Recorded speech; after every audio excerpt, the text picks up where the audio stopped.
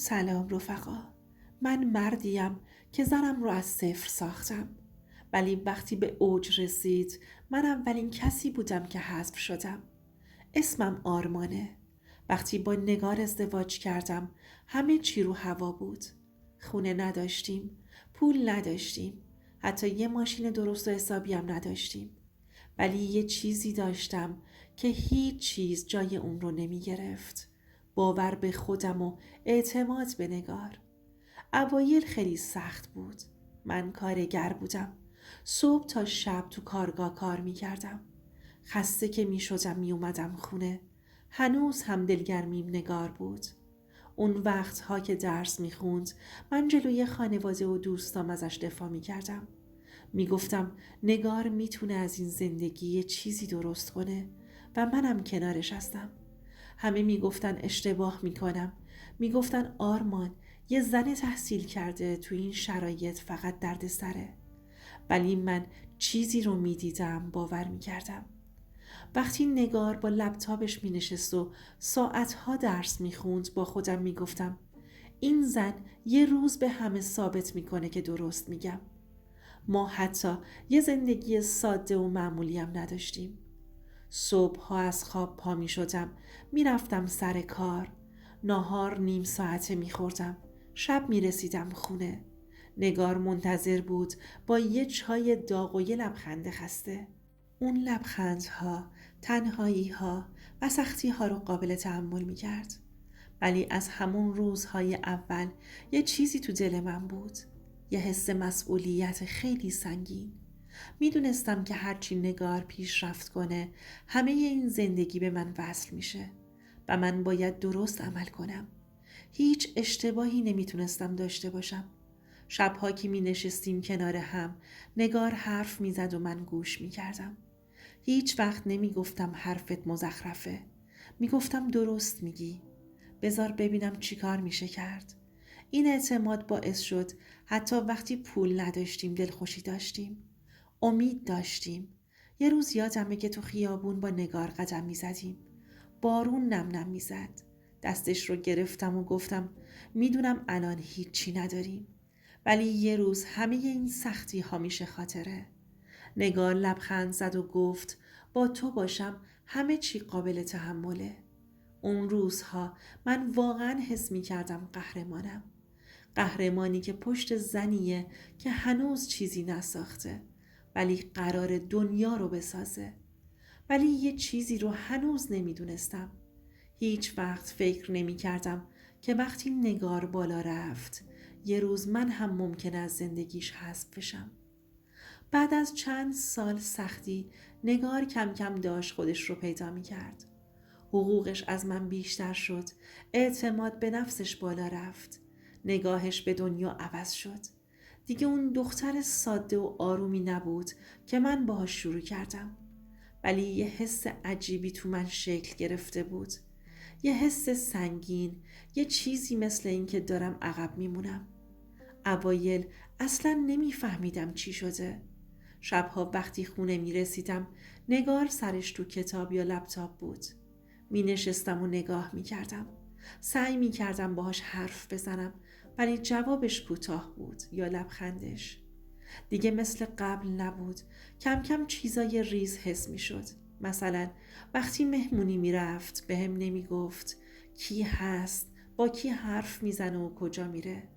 یا وقتی با دوستاش صحبت می کرد منو وسط نمی کشید. یه جورایی حس می کردم دیگه جزء دنیاش نیستم. فقط یه پس زمینم. منم که همیشه سکوت می کردم.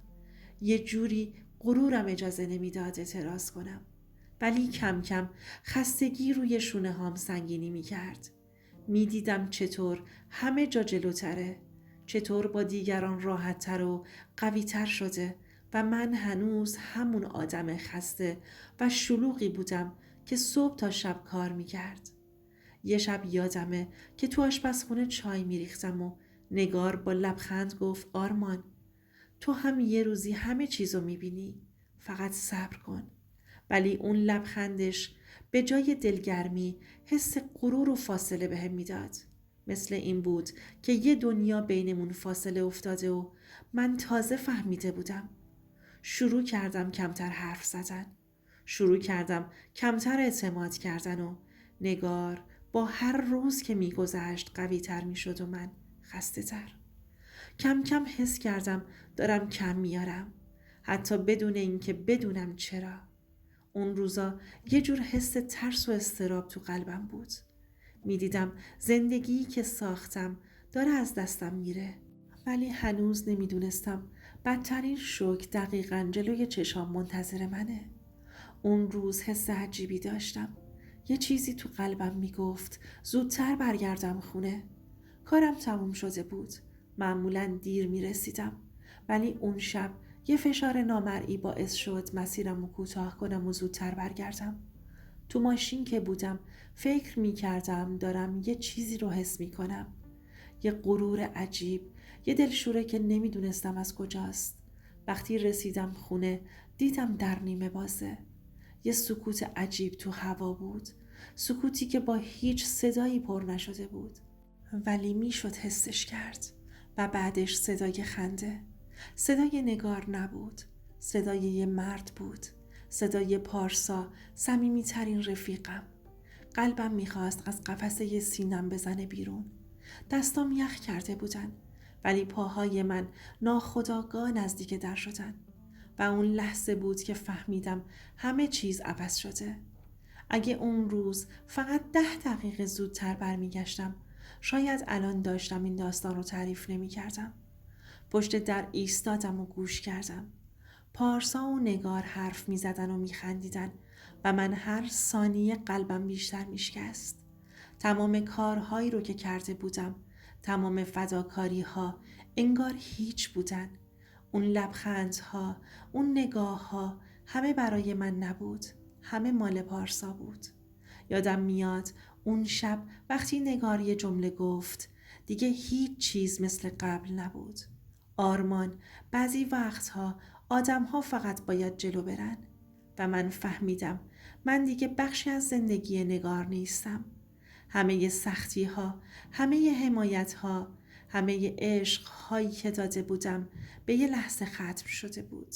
سکوت پشت در و صدای خنده پارسا. اون شب فهمیدم بعضی آدم ها وقتی رشد میکنن 2 راه دارن، یا همراهت میشن یا تو رو کنار میذارن. و من تو همون لحظه متوجه شدم جایگاه من کجاست. کنار گذاشته شده بودم. قلبم میخواست فریاد بکشه، ولی صدایی ازم در نیومد. چشام پر از اشک بود، اما حتی نمیتونستم دست به چیزی بزنم. این حس این که هر چی ساختم داره از بین میره و من هیچ کاری نمیتونستم بکنم تمام وجودم رو میخورد.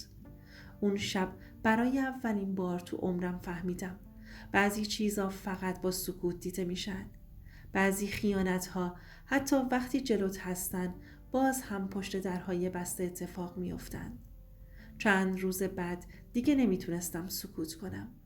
هر بار که نگار رو میدیدم لبخندش و نگاهش منو میسوزوند. همه خاطره ها، همه سختی ها، همه فداکاری ها انگار هیچ بودن و من دیگه نمیتونستم عقب بمونم. یه روز بعد از کار مستقیم رفتم خونشون. باورتون نمیشه، وقتی درو زدم نگار درو باز کرد. آره، زن من، نگار. لبخندش معمولی بود مثل همیشه، ولی نگاهش یه چیزی تو خودش داشت که منو میکشت. سریع گفت آرمان، اینجا چی کار میکنی؟ و من حس کردم این سوالش نه یه سوال ساده، بلکه یه تحقیر کامله. یعنی چی اینجا چی کار میکنی؟ من گفتم حرف بزن نگار، نمیخوای حقیقت رو بگی؟ تو باید بگی اینجا چی کار میکنی؟ اون لحظه پارسا هم بود. با لبخندی که تمام غرور منو خورد میکرد گفت آرمان، بیا تو، راحت باش، هیچ چیز مهمی نیست. دیدن اون صحنه حتی الان که دارم تعریف میکنم هنوز قلبم رو آتیش میزنه. همه روزایی که براش تلاش کردم، همه خستگی ها، همه کارهایی که کردم تا نگار رشد کنه، به چشمام نگاه کرد، ولی نگاهش دیگه منو نمیدید. اون حس که یه زمانی منو قهرمان خودش میدید حالا فقط به یادگار بود. سعی کردم حرف بزنم ولی کلمات تو گلوم گیر کرده بودن. انگار خفه شده بودم. هرچی میخواستم بگم تبدیل میشد به سکوت. اونها با هم میخندیدن و من ایستاده بودم دم در. تنها با غروری که خورد شده بود. اون لحظه یه حقیقت تلخ رو فهمیدم. بعضی آدما وقتی رشد میکنن یا همراهت میشن یا تو رو از بین میبرن و من تو دسته دوم بودم. برگشتم خونه. قلبم مثل شیشه شکسته بود. نشستم روی تخت. به سقف خیره شدم و گفتم این زندگی من نیست. نمیتونم ادامه بدم. تصمیم گرفتم برم. بدون دعوا، بدون فریاد. فقط چمدونم رو برداشتم و از زندگی که ساختم بیرون رفتم. تو مسیر ترک خونه حس کردم سنگین ترین چیزی که میشد با خودم ببرم غرورم بود. ولی حتی وقتی تنها شدم هنوز یه چیزی تو دلم میسوخت. حسی که میگفت چرا هر چیز ساختم به همین راحتی از بین رفت. و حالا بعد از همه این اتفاقها یه سوال بزرگ تو ذهنم هست. اگه جای من بودید میموندید و میجنگیدید یا میرفتید و غرورتون رو نجات میدادید؟ اما پایانش فقط تلخ نیست. یه چیزی رو یاد گرفتم که باید باهاتون تقسیم کنم. گاهی باید فاصله بگیری تا دوباره خودت رو پیدا کنی. گاهی ترک کردن نشونه شکست نیست، بلکه نشونه حفظ ارزش و غروره. دوست عزیزم، اینم از داستان امشب. اگه تا اینجای داستان منو شنیدی بدون که تنها نیستی. خیلی ها زخمهاشون شبیه این داستانه ولی فقط صداشون شنیده نشده. پس لطفاً لایک کن و نظرتو تو کامنت بنویس تا بتونیم با هم حرف بزنیم. و کانال رو سابسکرایب کن و زنگوله کنارش رو بزن برای شنیدن صداهایی که هنوز شنیده نشدن. ممنونم از همه دوستانی که تا آخر همراه من بودن. این صداها، این حقیقتها تنها وقتی شنیده بشن ارزشمند میشن.